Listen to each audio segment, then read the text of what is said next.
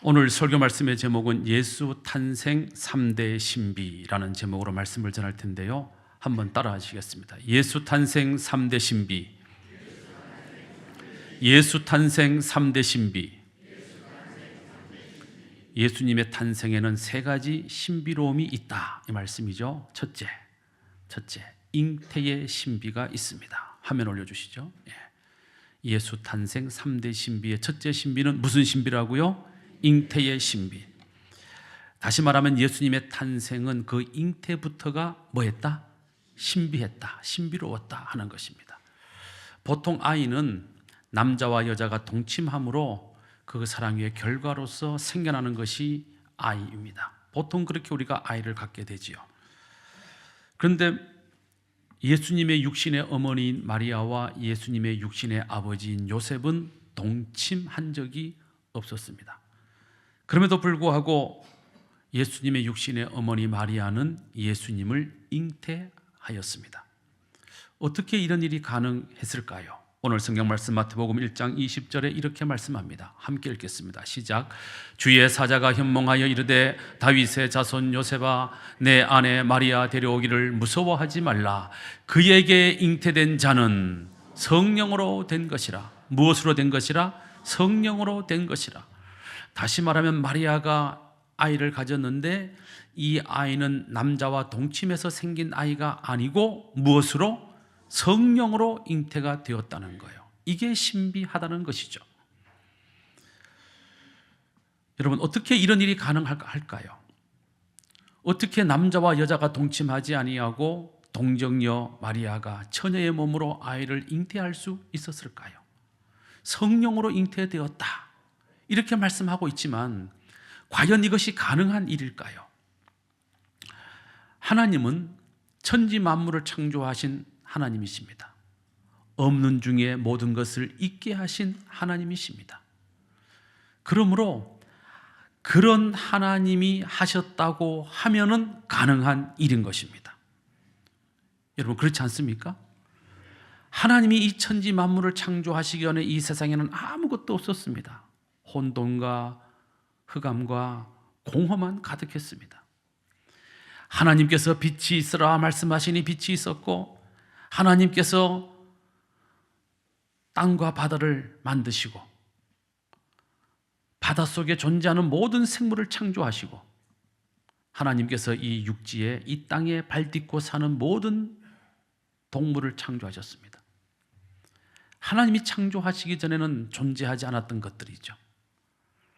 그런 하나님의 창조의 능력이라고 한다면 얼마든지 성령으로 처녀의 몸에 생명을 잉태하게 하시는 이 놀라운 신비로운 일이 얼마든지 가능하다. 할렐루야.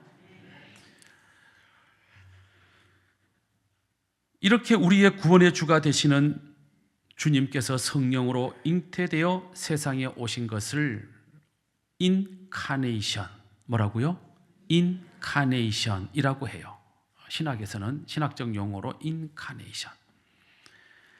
존재하지 않던 그 마리아의 태중에 하늘 보좌에 계셨던 하나님께서 성령으로 친히 마리아의 몸에, 인간의 몸으로 잉태되어 이 땅에 오신 것을 인카네이션이라고 하고, 이것을 우리가 번역을 할 때 성육신, 이렇게 번역을 해요. 성육신. 몸은 몸인데 무슨 몸이라고요? 거룩한 몸으로 잉태되었다는 것입니다. 자, 그러면 왜 하나님께서 우리 인간을 구원하시기 위하여 굳이 인간의 몸을 입으셔야만 했는가 하는 것입니다. 천지 만물을 창조하신 하나님이시라면 얼마든지 다른 방법으로도 우리를 구원하실 수 있었을 터인데, 왜 하나님은 굳이 처녀의 몸에 직접 잉태되시는 인카네이션을 통해서 우리에게 오셔야만 했는가? 그 이유가 뭘까? 이 질문에 대하여 덴마크의 실존주의 철학자인 키엘케고르, 이분입니다. 사진 보시죠. 이 키엘케고르, 덴마크 출신의 실존주의 철학자이며 신학자인 이 키엘케고르는 이런 이야기를 통해서 인카네이션의 비밀, 이 성육신의 신비, 동정녀 마리아의 몸에 잉태되신 예수님의 그 잉태의 신비를 이렇게 설명을 합니다. 옛날 아주 먼 옛날 아주 저 시골 깡촌 중에 깡촌에 어떤 한 처녀가 살고 있었습니다. 근데 굉장히 아름다웠어요. 그런데 아름다움은 뭐예요? 집이 너무 가난해. 그러니까 씻지도 못해, 빚지도 못해, 옷을 갈아입지도 못해. 그러니까 옷에서 냄새가 나고 누추하고 남루한 옷을 입고 머리는 산발을 하고 추하기 짝이 없는 그런 삶을 살아갑니다. 형편없는 집에서 형편없는 음식을 먹으면서 형편없는 굳은 일을 하면서 그렇게 천한 삶을 정말로 힘들게 어렵게 살아가고 있는데, 어느 날 그 나라의 왕이 우연히 그 처녀를 보게 되었습니다. 그런데 그 처녀를 보자마자 한눈에 이 왕이 그 처녀에게 뭐 해버린 거예요? 반해버렸어요. 어떻게 하셨어요? 반해버렸어. 아니, 머리는 그냥 막 봉두 남발을 하고 막 옷은 막 꾀제제하고 막 더럽기 한량이 없고 막 얼굴은 막 숟껑이 묻고 때가 묻고 막 더럽기가 한량 없는 그런 처녀인데, 이상하게 그 임금님, 그 왕의 눈에는 그 처녀가 그렇게 이쁠 수가 없어. 그 처녀가 그렇게 아름다울 수가 없어. 그래서 그만 그 처녀에게 홀딱 반한 거예요. 그날로부터 무슨 병이 도졌어요? 상사병을 걸려보신 분들은 그게 얼마나 괴로운지 아세요. 안 걸려보신 분들은 얘기를 하지들을 말어. 상사병에 걸리니까 밥맛이 없어요. 잠이 안 와요. 뭘 해도 의욕이 안 생겨요. 눈을 감아도 그녀 생각, 눈을 떠도 그녀 생각, 하루 종일 그녀만 생각이 나는 거야. 그러니까 이 왕이 국정을 운영할 수 있어요, 없어요? 없어요. 끙끙거리고 앓는 거야. 그런데 신분 차이가 너무 많이 나니까 자기는 왕이고 그 처녀는 아주 비천한 사람이니까 결혼을 하고 싶은데 대신들이 반대하고 왕족들이 반대를 하니까 결혼을 할 수 있다 없다? 없어요. 결혼할 수 없으니까 그 마음의 상사병은 더 깊어만 가는 거야. 그 옆에서 보고 있던 신하들이 너무너무 안 됐어요. 그래가지고 어떤 신하가 말합니다. 전하는 이 나라의 최고의 권력자이시고 이 땅의 지배자이신데 뭐 때문에 그렇게 고민하십니까? 명령만 하십시오. 그러면 저희들이 달려가서 그녀를 잡아다가 전하 앞에 대령하겠나이다. 그러면 전하는 가지고 계시는 힘으로, 권력으로 그 여인을 굴복시켜서 전하의 부인을 삼으시면 되는 것 아닙니까? 그러나 왕은 그렇게 하고 싶지 않았습니다. 왜냐하면 힘으로 얻는 사랑은 사랑이 아니라고 생각했기 때문에 그렇습니다. 그러자 다른 신하가 또 말합니다. 전하, 이 온 세상 천하에 있는 모든 것들이 다 전하의 것이온데 명령만 내리십시오. 그러면 오늘이라도 당장 국고성의 문을 열고 국고성에 보관하고 있는 온갖 금은 보석을 전부 가지고 가서 그녀의 마음을 사로잡아 그녀를 데리고 올 테니 그녀와 결혼하시면 되는 것 아니겠습니까? 그러나 왕은 그렇게 하고 싶지 않았습니다. 설령 그렇게 금은 보화를 주고 금은 보석을 주고 뭐 다이아 반지를 주고 그래서 그녀와 결혼을 한다고 쳐요. 그러면 그녀가 나를 사랑해서 나의 아내가 되었는지 보석을 사랑해서 나의 아내가 되었는지를 알 수 없으니까 나는 그렇게 하고 싶지 않다는 거예요. 그래서 왕은 이럴 수도 없고 저럴 수도 없고 어떻게 하면 내가 그녀를 내 아내로 맞이할까 전전긍긍 근심 걱정 하다가 드디어 결심을 내렸습니다. 내가 잠시라도 이 왕의 자리를 떠나서 그녀가 살고 있는 동네로 내려가서 그녀가 입고 있는 것과 똑같은 남루하고 허름하고 보잘것없는 옷을 입고 그녀가 살고 있는 것과 똑같이 누추하고 허름한 집에 살면서 그녀가 먹는 똑같이 거칠고 아주 형편없는 음식을 먹으면서 그녀가 하고 있는 일과 똑같이 하잘것없는 그런 일들을 하면서 내가 그녀의 마음을 사로잡아야 되겠다. 그녀의 마음에 드는 남자가 돼야 되겠다.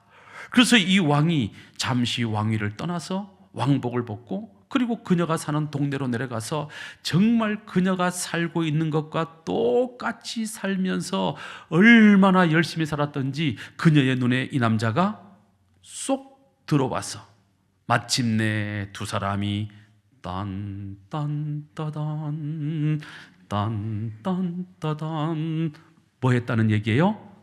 결혼해서 둘이 행복하게 살았다는 얘기를 키엘케고르가 하면서 하나님과 동일 본체이신 예수님이 하늘 영광을 버리시고 낮고 천한 인간의 몸으로 오신 것이 이와 같다라고 설명을 한 거예요. 그렇다면 여러분, 왜 주님은 성령으로 잉태되어야만 했는가? 그것은 아주 간단합니다. 그것은 바로 예수님이 하나님과 동일한 본체이신 하나님이시기 때문에 그렇습니다. 죄 없으신 하나님은 영광 그 자체.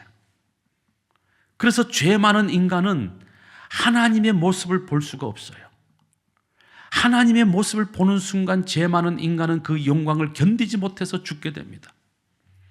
하나님이 이 땅에 오시는 이유는 우리 인간들을 구원하시기 위함인데, 하나님이 하나님의 그 본체의 모습 그대로, 그 영광의 모습 그대로 이 땅에 나타나시면 구원해야 될 모든 사람들이 다 하나님의 그 영광을 보고 뭐 해버리는 거예요?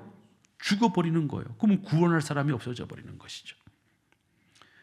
그래서 하나님은 하나님의 모습 그대로 올 수가 없어서 모든 인간들이 태어나는 방법을 택하여 어머니의 배를 빌려서 이 땅에 태어나는 방법으로 이 땅에 오시게 되었던 것입니다.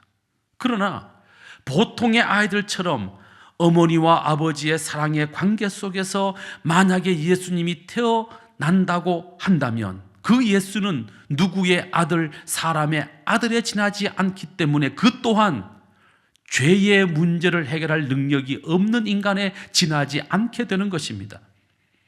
그래서 죄 없으신 분으로 이 땅에 오셔야 되기 때문에 우리를 구원하실 예수님은 죄 없으신 분으로 이 땅에 오셔야 하기 때문에, 그래서 아버지와 어머니의 사랑의 관계 속에서 태어나는 것이 아니라 마리아의 몸을 빌어 성령으로 잉태되어 이 땅에 오신 줄로 믿으시기를 주님의 이름으로 축원합니다.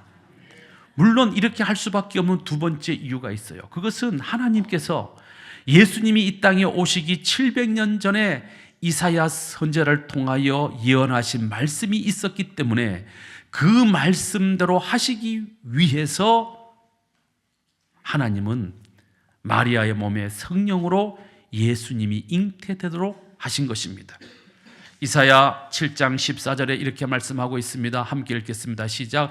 보라, 처녀가 잉태하여 아들을 낳을 것이요 그의 이름은 임마누엘이라 하리라 라고 하나님이 700년 전에 이사야 선지자를 통해서 약속하셨고 말씀하셨거든요. 하나님은 신실하신 분이시기 때문에 그 말씀하신 것을 반드시 성취하시고 이루시는 분이십니다. 그래서 이 말씀을 이루시기 위해서 마태복음 1장 22절에 보면 이 모든 일이 된 것은 주께서, 하나님께서 누구로? 선지자로 하신 말씀을 뭐하려? 이루기 위해서 마리아의 몸에 성령으로 예수님이 잉태되도록 하셨다는 것입니다.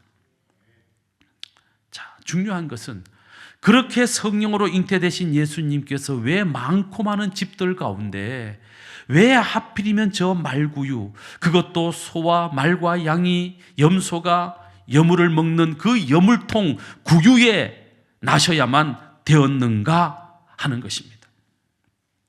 이유는 딱 하나입니다.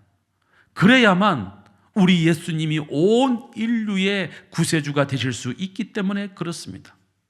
만약에 예수님이 이 땅에 탄생하실 때에 석가모니처럼 궁중의 왕자로 태어난다든지 재벌가의 아들로 태어난다든지 세상의 권력을 가지고 있는 권력자의 아들로 태어난다든지 하게 되면 그 예수님은 그들만의 예수님이 될 것입니다. 그들만의 구원의 주가 될 것입니다. 만왕의 왕이신 예수님께서 무슨 얘기입니까? 이 세상에 존재하는 그 어떤 왕들보다도 더 위대하시고 더 영화로우신 만왕의 왕이신 그 예수님께서 낮고 천한 인간이 잘 수 있는 처소 가운데 가장 더럽고 냄새나고 가장 밑바닥인 말구유에 나신 것은 높은 자로부터 낮은 자에 이르기까지, 가진 자로부터 없는 자에 이르기까지, 배운 자로부터 배우지 못한 자에게 이르기까지 모든 사람의 구원의 주가 되시기 위하여 그렇게 말구유에 나시게 되었던 것입니다. 그래서 요한일서 4장 9절에 보면 이렇게 말씀합니다. 시작. 하나님의 사랑이 우리에게 이렇게 나타난 바 되었으니 하나님이 자기의 독생자를 세상에 보내심은 그로 말미암아 우리를 살리려 하심이라. 우리, 낮은 자나 천한 자나 높은 자나 부유한 자나 가진 자나 없는 자나 우리 모두를 살리기 위해서 하나님이 독생자를 마리아의 몸을 통해서 성령으로 잉태케 하시고 말구유에 보내어 주셨다는 거예요. 이것이 바로 하나님의 사랑이 우리에게 나타난, 실현된, 구현된 증거라는 것입니다. 두 번째, 예수 탄생 두 번째 신비는 이름의 신비. 무슨 신비? 이름의 신비. 보통 우리가 자식을 낳으면 그 자식의 이름을 누가 지어요? 아버지가 짓거나 조금 엄한 집은 누가 지어요? 할아버지가 지어요. 다른 사람이 이름을 짓는 법이 없어요. 아버지가 짓던 아니면 할아버지가 져요. 저희 집도 아들이 태어나면 돌아가신 저희 선친께서 이름을 지어줬어요. 근데 우리는 딸만 둘 낳았더니 우리 아버지께서 네 딸 이름은 네가 지라 그래가지고 우리 딸들은 제가 이름을 줬어요. 이웃집 아저씨가 이름 지어준 거 아니에요. 옆집 아저씨가 이름 지어준 거 아니에요. 자식의 이름은 누가 지어요? 아버지가 짓거나 할아버지가 짓는 거예요. 그런데 예수님의 이름은 누가복음 1장에 보게 되면 가브리엘 천사가 마리아에게 나타나서 네가 아이를 잉태하게 될 터인데 두려워하지 말라. 그 아이는 성령으로 잉태된 것이다. 네가 아들을 낳으면 그 아들의 이름을 뭐라고 해라? 예수라고 해라 하고 가브리엘 천사가 알려줍니다. 그 가브리엘 천사가 오늘 본문에 보니까 마태복음 1장 21절에 이렇게 말합니다. 시작. 아들을 낳으리니 이름을 예수라 하라. 이는 그가 자기 백성을 그들의 죄에서 구원할 자이심이라 하고 알려줍니다. 가브리엘 천사가 요셉에게 나타나서 너의 아내 마리아가 성령으로 잉태되었고 아들을 낳을 터인데 그 아들을 낳으면 그 이름을 뭐라고 해라? 예수라고 불러라 하고 가브리엘 천사가 알려주었다 이 말이에요. 그러면 예수님의 이름을 누가 지어준 거예요? 가브리엘 천사가 지어준 거예요? 아니에요. 왜냐하면 가브리엘 천사는 하나님의 심부름꾼에 지나지 않아요. 그러면 예수라는 이 이름은 누가 지어주신 것이다? 하나님이 지어주신 것이다. 할렐루야. 그래서 신비롭다는 거예요. 그래서 신비롭다는 거예요. 더 놀라운 것은 뭐냐 하면 이 예수라는 이름, 하나님이 지어주신 예수라는 이 이름 속에는 예수님이 이 땅에 오시는 이유와 목적이 담겨져 있다는 점에서 신비하다는 것입니다. 오늘 보면 마태복음 1장 21절 다시 보겠습니다. 함께 읽겠습니다. 시작. 아들을 낳으리니 이름을 예수라 하라. 이는 그가 자기 백성을 그들의 죄에서 뭐 할 자이심이라? 구원할 자이심이라. 예수라는 이름의 뜻이 뭡니까? 자기 백성을 구원할 자라는 뜻이라는 겁니다. 한마디로 마리아의 몸에 성령으로 잉태되신 예수님은 그 이름 그대로 인류의 구원자, 자기 백성을 구원할 자 예수. 그래서 요한복음 1장 12절에 이렇게 말씀합니다. 시작. 영접하는 자 곧 그 이름을 믿는 자들에게는 하나님의 자녀가 되는 권세를 주셨으니. 무슨 말씀입니까? 예수라는 그 이름을 영접하는 자, 예수라는 그 이름을 믿는 자, 그들에게는 예수의 이름을 통해서 하나님의 자녀가 되는 권세를 주신다는 거예요. 우리가 하나님의 자녀가 될 수 있는 길은 예수 이름 밖에는 없는 줄로 믿으시기를 주님의 이름으로 축원합니다. 예수 이름 외에 하나님의 자녀가 될 수 있는 통로가 없어요. 예수 이름 외에 구원받을 길이 없습니다. 예수 이름 외에 그 어디에도 하나님이 인류를 구원할 길을 알려주신 적이 없어요. 그래서 사도행전 4장 12절에 이렇게 말씀합니다. 시작. 다른 이로서는 구원을 받을 수 없나니 천하 사람 중에 구원을 받을 만한 다른 이름을 우리에게 주신 일이 있다 없다? 없다 이 말이에요. 하나님께서 구원받을 수 있는 이름은 오직 예수. 할렐루야. 구원받을 수 있는 이름은 오직 예수. 그 이름 외에는 하나님이 주신 적이 없다는 거예요. 그러니까 뭐 이 종교 믿어도 구원을 받고 저 종교 믿어도 구원을 받고 뭐 석가모니를 믿어도 뭐 구원을 받고 뭐 공자를 믿어도 뭐 구원을 받고 뭐 남녀 효량 갱교를 믿어도 구원을 받고 이런 거 없다 이 말이에요. 그렇게 주장하는 종교다원주의는 그냥 학문적 이론에 지나지 않습니다. 인간의 그 어떤 공로나 인간의 그 어떤 업적이나 인간이 쌓는 그 어떤 것으로도 하나님은 구원받을 이름을 우리에게 주신 적이 없어요. 우리에게 구원을 줄 이름은 오직 예수밖에는 없는 줄로 믿으시기를 축원합니다. 예수라는 이 이름은 그래서 능력이 있는 거예요. 왜? 구원받지 못할 우리가 예수라는 이름으로 뭘 받으니까? 구원을 받으니까. 뿐만 아니라 이 구원은 예수라는 이름으로 주시는 이 구원은 전인적 구원. 시작. 전인적 구원. 무슨 구원? 전인적 구원. 영적 구원만 생각하시면 안 돼요. 우리 기독교는 영적 구원만을 추구하는 종교가 아닙니다. 우리 기독교는 전인적 구원. 무슨 구원? 전인적 구원.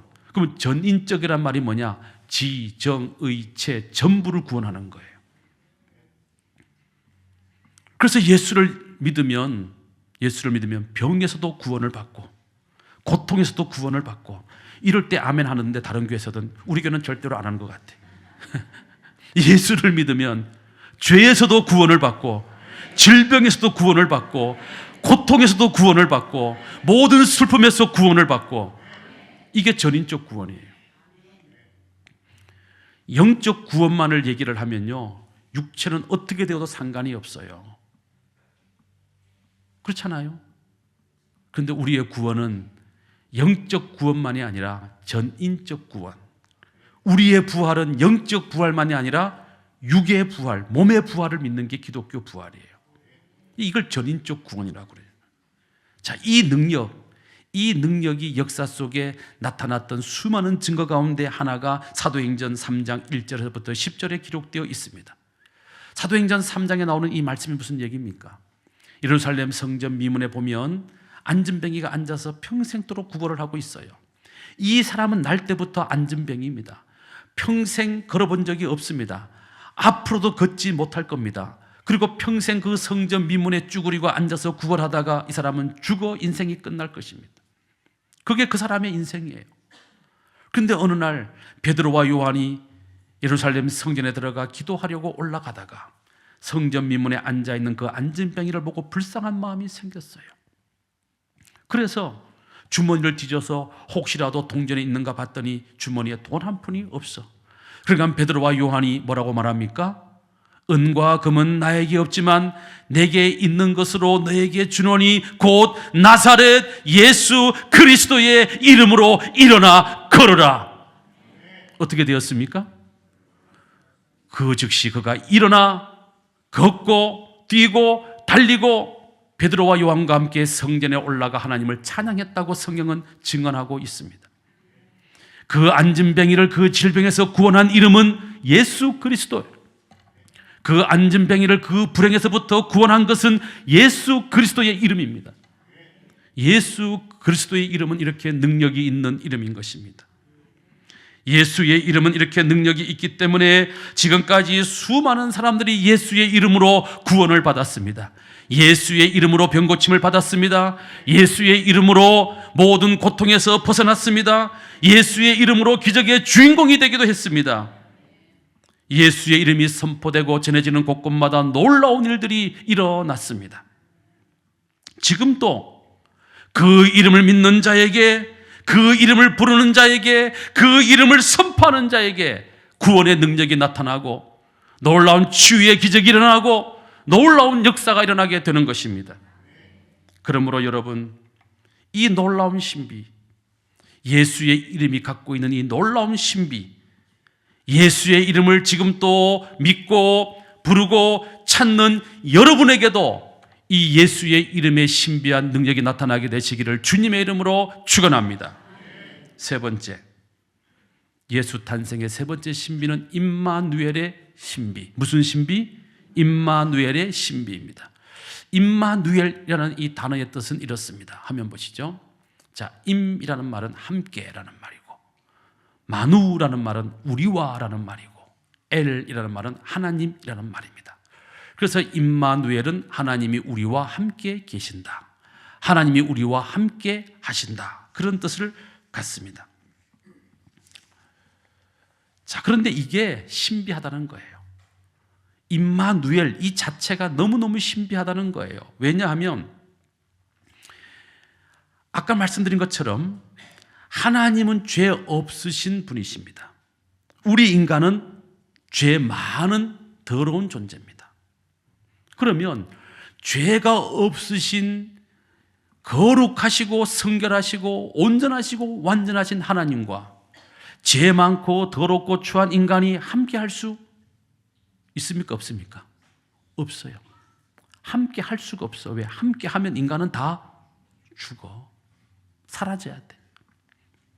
그런데 하나님이 우리와 함께 하시기 위해서, 임마누엘 하시기 위해서 하늘 보좌를 버리시고 인간의 몸을 친히 입으시고 어린 아기의 모습으로 마리아의 몸을 통해서 성령으로 잉태되어 이 땅에 오셨다는 거예요.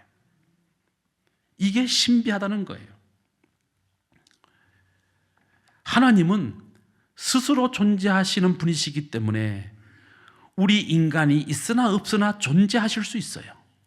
하나님은 스스로 영광스러우신 분이시기 때문에 인간이 영광을 올려드리나 돌리지 않나 하나님은 영광스러운 존재로 스스로 존재하실 수가 있어요. 그런 하나님께서 예수 탄생을 통해 우리들과 함께 하시겠다는 거예요. 이게 놀라운 은혜라는 것이죠. 이게 신비하다는 것입니다. 자, 그러면 이 신비, 온전하시고 완전하시고 거룩하시고 순결하시고 깨끗하신 하나님이 우리와 함께 하시는 이 임마누엘의 역사는 어떻게 이루어지는가? 어떻게 이게 가능해지는 것일까? 예를 들면 이런 것입니다. 여러분들 집에 입고 있는 옷이 있어요. 너무너무 마음에 들어. 너무너무 좋아하는 옷이에요. 그래서 항상 어디 갈 때 그 옷을 입고 싶고 그 옷을 입고 자랑하고 싶어. 근데 세월이 지나다 보니까 그 옷이 낡고 그 옷이 때가 묻고 그 옷이 이제 더러워졌어요. 자, 그러면 그 옷을 버리지 않고 계속 내가 소유하고 입으려면 어떻게 해야 됩니까? 어떻게 해야 돼요? 세탁소 갖다 줘야지. 뭐 복잡하게 생각하세요? 세탁소 가서 드라이 클리닝 시켜야지. 빨아야지. 깨끗하게 씻어야지. 슈퍼타이 풀고 하이타이 풀고 그래가지고 손으로 비벼가지고 깨끗하게 빨아가지고 떨어진 데는 꿰매고 그렇게 해서 다림질 새로 싹 하고 그래가지고 깨끗하게 유지하면 그 옷을 계속해서 내가 함께 걸치고 입고 다닐 수가 있게 되는 것이죠. 우리는 죄에 물들어 폐기 처분해야 할 더러운 죄인들이었습니다. 우리는 너무나 더럽고 추하기 때문에 하나님께서 우리를 폐기 처분해도 할 말이 없는 죄인들이었습니다. 이런 죄인들과 하나님이 함께 하시려면 제일 먼저 하셔야 될 일이 뭐냐 하면 우리의 이 더러운 죄를 뭐 해 주셔야 돼요? 씻어 주셔야 돼요. 그런데 인간의 의로는, 인간의 공로로는, 인간의 그 어떤 업적으로도 인간 스스로 인간의 죄를 씻을 수 있다 없다? 없어요. 없어요. 우리의 죄를 씻는 유일한 방법은 하나밖에 없는데 슈퍼타이 안 됩니다. 하이타이 안 됩니다. 그보다 더 좋은 세제 안 됩니다. 인간의 죄는 너무나 추하고 악하고 더럽기 때문에 이 세상에 그 어떤 것으로도 씻을 수가 없어요. 오직 하나 우리의 죄를 씻는 방법은, 오직 하나 나의 죄를 씻는 방법은 나의 죄를 씻기는 예수의 피밖에 없네. 할렐루야. 뭐밖에 없어요? 예수의 피밖에 없어요. 왜 예수의 피밖에 없습니까? 예수의 피만 죄에 물들지 않은 거룩한 피이기 때문에 그런 거예요. 그래서 우리 주님이 잠시 동안 하늘 보좌를 버리시고 낮고 천한 인간의 몸으로 어린 아기의 모습으로 이 땅에 오셔서 십자가에 피 흘려 죽어 주심으로 십자가에서 흘리신 그 보배로운 피로 저와 여러분의 모든 죄를 씻어 주신 줄로 믿으시기를 주님의 이름으로 축원합니다. 그렇게 하신 이유가 뭐라고요? 우리와 뭐 하시려고? 함께 하시려고. 우리 가운데 임마누엘 하시려고. 자, 그러면 주님이 언제까지 우리와 함께 하실까요? 주님이 우리와 언제까지 함께 하실까요? 마태복음 28장 20절에 이렇게 약속하십니다. 시작. 볼지어다 내가 세상 끝날까지 너희와 항상 함께 있으리라. 자, 두 가지 중요해요. 세상 끝날까지 우리와 함께 하신다는 거예요. 세상 끝날까지 함께 하시는데 기분 좋을 때만, 언제? 항상. 항상 함께 하신다는 거예요. 할렐루야. 자, 그러면 세상 끝날이 언제입니까? 세상 끝날이 언제예요? 세상 끝날은 두 가지예요. 개인적으로는 내가 죽는 날까지예요.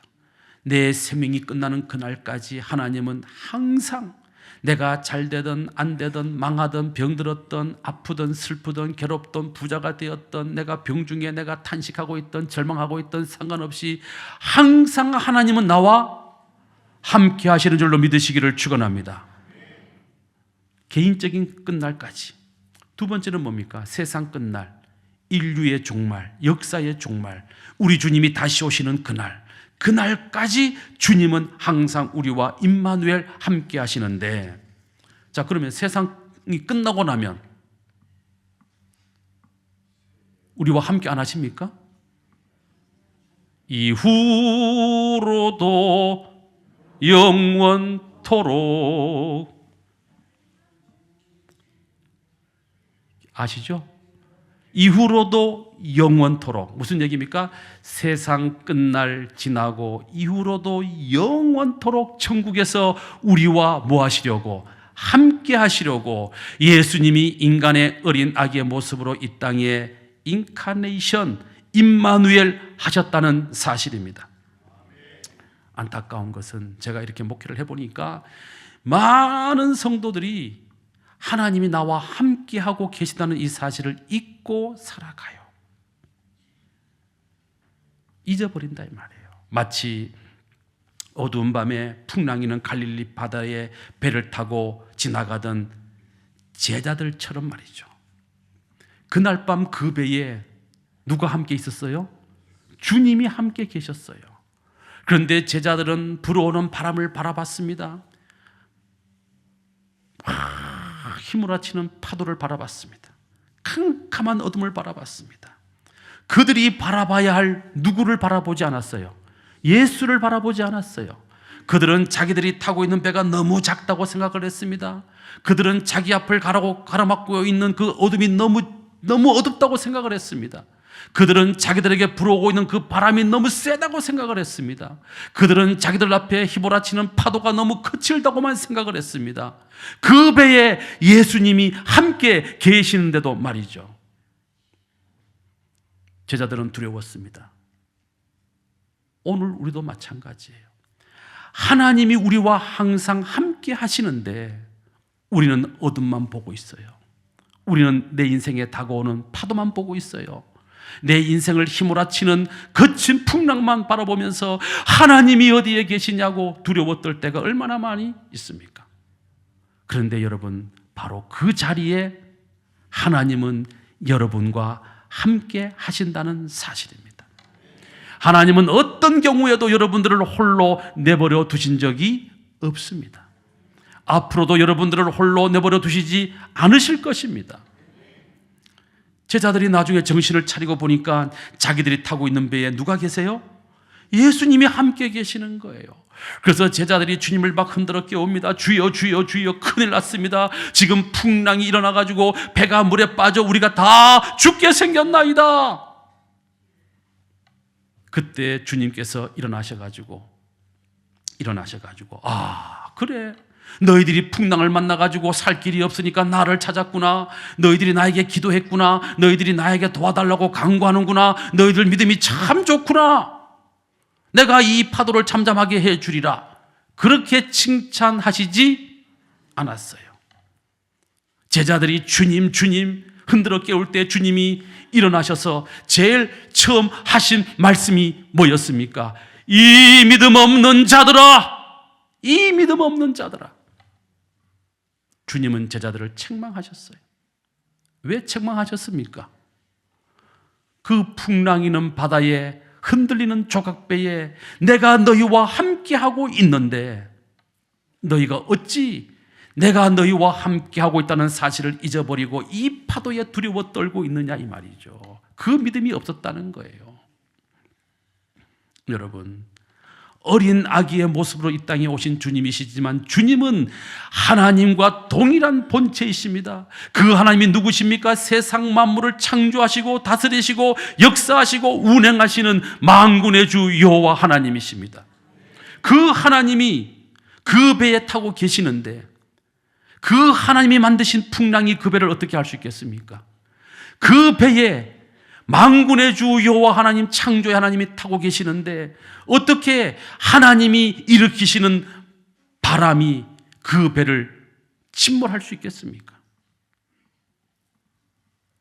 여러분, 오늘 여러분들의 인생이 흔들릴 때가 있을 것입니다. 오늘 여러분들의 인생에도 병마가 찾아오고 질병이 찾아오고 온갖 시련이 밀려오고 파도가 휘몰아치고 풍랑이 휘몰아칠 때가 있을 것입니다. 여러분, 바로 그 자리에, 그 고통의 자리에, 여러분들이 눈물 흘리는 바로 그 자리에, 여러분들이 탄식하고 있는 그 자리에 우리 주님이 임마누엘 항상 함께하고 계신다는 사실을 믿으시기를 바랍니다. 주님은 어린 아기의 모습으로 이 땅에 오셔서 어제도 우리와 함께 하셨고 오늘도 우리와 함께 하고 계시고 앞으로도 영원히 우리와 함께 계실 것입니다. 그러므로 사랑하는 성도 여러분, 힘들 때, 어려울 때, 괴로울 때, 병들었을 때, 망했을 때, 버림받고 쓰러질 때, 넘어졌을 때 주님이 나와 항상 함께 하심을 믿고 예수의 이름으로 그 모든 것들과 맞서 싸우며 예수의 이름으로 이기며 예수의 이름으로 승리하며 예수의 이름으로 구원을 받으며 예수의 이름으로 축복을 누리며 예수의 이름으로 승리의 삶을 살아가는 여러분들 되시기를 주님의 이름으로 축원합니다. 거룩하신 아버지 하나님, 주님은 영원토록 우리와 함께 하시려고 이 땅의 어린 아기의 모습으로 잉태되어 예수의 이름으로 이곳에 오셨습니다. 예수의 이름은 능력의 이름이요 구원의 이름이요 영원토록 우리와 함께 하시는 능력의 주님이신 줄 우리가 분명히 믿습니다. 우리가 세상을 살면서 때로는 흉흉한 바람이 불고 어둠이 밀려오고 파도가 몰아치고 우리의 인생의 배가 깨어질 것 같은 두려움 속에 있을지라도 바로 그곳에 우리 주님이 나와 함께 하신다는 사실을 믿고 주여, 우리 모든 거함의 성도들은 예수의 이름으로 구원받게 하여 주시옵소서. 예수의 이름으로 치유되게 하여 주시옵소서. 예수의 이름으로 회복되게 하여 주시옵소서. 예수의 이름으로 이기고 승리케 하여 주시옵소서. 영원토록 그 이름 예수 붙들고 살아가는 저희 모두가 되도록 인도하여 주시옵소서. 예수님 이름으로 기도드리옵나이다. 아멘.